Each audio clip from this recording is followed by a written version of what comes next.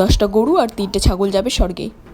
এই বেটা, আমাকে কখন স্বর্গে নিয়ে যাবি? এখানে দাঁড়িয়ে থাকতে থাকতে তো আমার পাগুলো ব্যথা করছে। আচ্ছা বলো, তুমি কোথায় যেতে চাও, স্বর্গে না নরকে? অবশ্যই আমি স্বর্গেই যাব।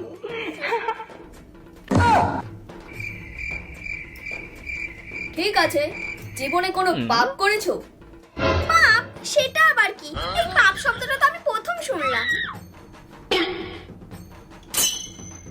দেখ, ভুলভাল না বকে আমাকে তাড়াতাড়ি স্বর্গে পাঠা।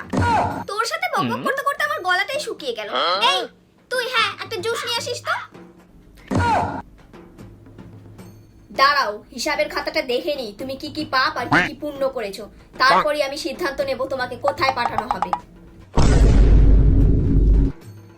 আবার খাতা দেখার কি দরকার? আমার মুখের কথা কি বিশ্বাস হচ্ছে না নাকি? চুপচাপ দাঁড়াও।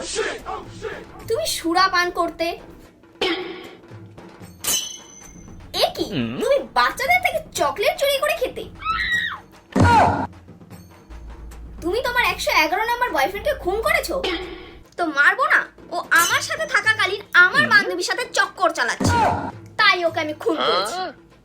ঠিক আছে, সিদ্ধান্ত নেওয়া হয়ে গেছে, তুমি যাবে নরকে।